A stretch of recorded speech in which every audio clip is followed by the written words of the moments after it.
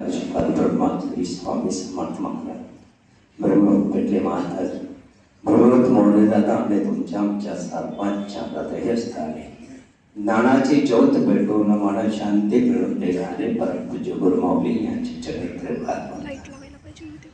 श्री स्वामी समर्थ सेवा महाराज दिंडोरी प्रणिती या मार्गातून आपण वाटचाल करत असताना आज आपण या ठिकाणी येतोय आपलं कुटुंब आपल्या घराचं गोकुळ करण्यासाठी. परमार्थामध्ये सगुण भक्तीकडून निर्गुण भक्तीकडे आपल्याला वाटचाल करायची आहे. ज्यालाच प्रपंच जमला त्याला खरा परमार्थ जमत असतो. म्हणून आपला प्रपंच दुरुस्त व्हावा, आपण दुःखमुक्त व्हावं, आपल्या घराचं गोकुळ व्हावं, हे परमपूज्य गुरुमाऊलींची तळमळ आहे. त्या माध्यमातून या ठिकाणी आपण सेवा साधना करतोय. पण सेवा करत असताना ती सेवा कशी केली पाहिजे, काय केली पाहिजे, हे परमपूज्य गुरुमाऊली आपल्याला वारंवार आपल्या कुळासाठी आपल्या बाळासाठी सावध करतायत. आपण मात्र बेसावध राहतोय. जोपर्यंत आपण नित्य सेवा करत नाहीये तोपर्यंत फलश्रुती मिळत नाहीये. नित्य सेवा म्हणजे तरी काय आहे?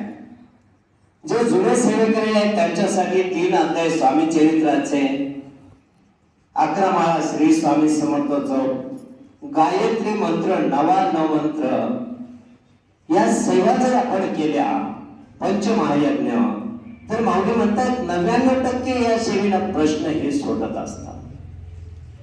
जे काही नवीन सेवेकरी आहे ज्यांना वाचता लिहिता येत नाहीये त्यांच्यासाठी त्या माऊलीने खूप मोठी सेवा, एक अगरबत्ती लावायची आहे, ती संपेपर्यंत श्री स्वामी समर्थ जप करायचा आहे. त्या जपाची रक्षा कपाळी उतरती लावायची आहे, वरती नाहीये वरतून खाली, आणि उर्वरित रक्षा सर्व कुटुंबाने पाण्यामध्ये भाजीमध्ये घ्यायची आहे. हे ज्यांना लिहिता येत वाचता येत नाहीये त्यांच्यासाठी, जे नवीन केंद्रात पहिलीच वेळेस नित्य सेवा करत नाहीये पहिलीच वेळेस आले त्यांच्यासाठी ह्या सेवेनं 100% त्यांचा प्रश्न कोणताही 41 दिवसाच्या नंतर तो बाहेर पडतो, तो निकाली लागतो. पंचमहायज्ञ तरी काय आहे? जे आपण पंचमहायज्ञ म्हणजे पितरांना अन्नदान आपण करतोय. पितरांना आपण, मला सांगा, आपण 3 वेळेस जेवतो, कधी त्या पितरांची आठवण करत नाहीये. आपल्यापेक्षा हजारो पट त्या ठिकाणी ते दुःखात असतात तरी आपलं त्यांच्याकडे लक्ष जात नाहीये. म्हणून ते लक्ष जावं म्हणून आपल्याला त्रास देतात, आपलं काम अडवतात, की जेणेकरून आपलं काम रोखवलं, आपणाला एखादा संकट आलं तर आपण त्या गुरुतत्वाकडे जाऊ, त्या ठिकाणी सेवा साधना करू, ही त्यांची अपेक्षा असते. मग त्यांच्यासाठी लागतं तरी काय आहे? गाईच्या तुपामध्ये कागद बुडवायचा आणि एका प्लेटमध्ये जाळून टाकायचा, एक यज्ञ होतो, त्याला देव यज्ञ म्हणतात. देवाचं ऋण निघून जातं. आपण आज अट्टाहास करतो, घर चांगलं बांधायचं आहे, घरही चांगलं आहे, बंगला आहे, पण त्या घरामध्ये महाभारत चालू आहे, 4 लोक आहे, 4 दिशेला तोंड आहे, वादविवाद आहे. हे का घडतं? तर जे आज आपण अन्न ग्रहण करतो त्या अन्नावर संस्कार करत नाहीये. जैसे खावे अन्न वैसे उपजे म्हण. अशा दूषित असंस्कारित अन्नामुळे आपली मनदेवता दूषित व्हायला लागली आणि त्या दूषित मनामुळे आपण एकमेकाचा द्वेष करतोय. नाहीतर पाहना, एकदा गेलेला माणूस परत पाहायला मिळत नाहीये, कधी जातो याचा भरोसा नाहीये. घडी घडी काळ वाटे याची पाहे, अजून किती आहे अवकाश. काळ टपलेला आहे, वाट बघतोय तो. मग अशी अवस्था असताना देखील आपण वाद करतोय. त्या वादाचं रूपांतर संवादामध्ये होण्यासाठी काय करायचं आहे?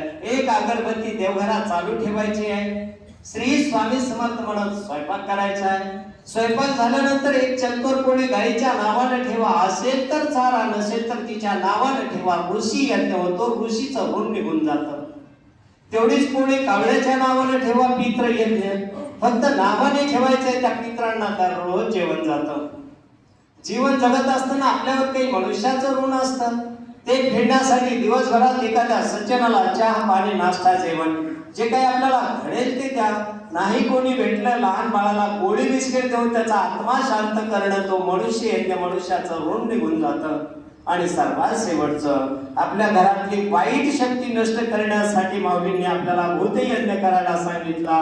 चिमूटभर साखर घ्यायची आणि भिंतीच्या कडेला टाकायची. हे 5 यज्ञ जर आणि अगरबत्तीची सेवा जर अखंड नवीन भाविक सेवकांनी केली तर त्यांचा 41 दिवसाच्या नंतर 100% त्यांचा कितीही जटिल प्रश्न असो 41 दिवसाच्या नंतर निकाली लागतो, त्याला अनुभूती येते. मग आपल्याला आलेली अनुभूती काय करायची आहे? त्या ठिकाणी आपल्याला आरतीला येतो. आपण आरतीला आल्यानंतर काय करतो? ही ऊर्जा काय कुठे टाकतो? आपल्या घरी नेऊन टाकतो. मी आणि माझं ह्या डक्क्यामध्ये एवढा छोटा विचार आपल्याला आपल्या बाळाला द्यायचा नाही आहे. हे विश्वाची माझे घर.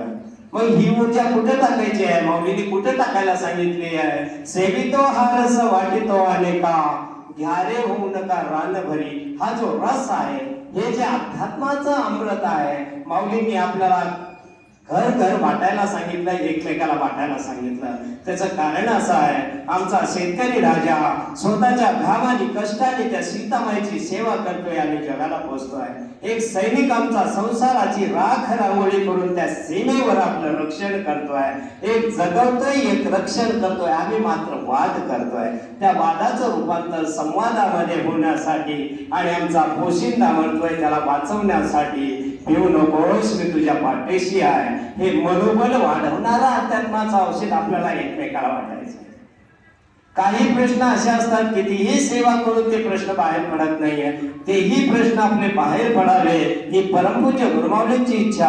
आणि त्या इच्छेतनं परमपूज्य गुरुमाऊलींनी दुसऱ्या टप्प्यामध्ये दत्तधामाची निर्मिती केली की ज्या दत्तधामावर पितरांच्या नावाला अन्नदान केलं तर 100% त्यांना सद्गती मिळते. त्याचं कारण असं आहे, 12 ते 12:30 या वेळेत दत्त महाराज त्या ठिकाणी आपली झोळी घेऊन आपली भिक्षा घेण्यासाठी त्या ठिकाणी येतात. मग अशी अवस्था असून आपण त्यामध्ये त्या सेवेमध्ये का सहभागी होत नाही? आपल्याला आपल्या बाळाची कुळाची काळजी नाही का? आता पहा ना, 3रं महायुद्ध चालू आहे.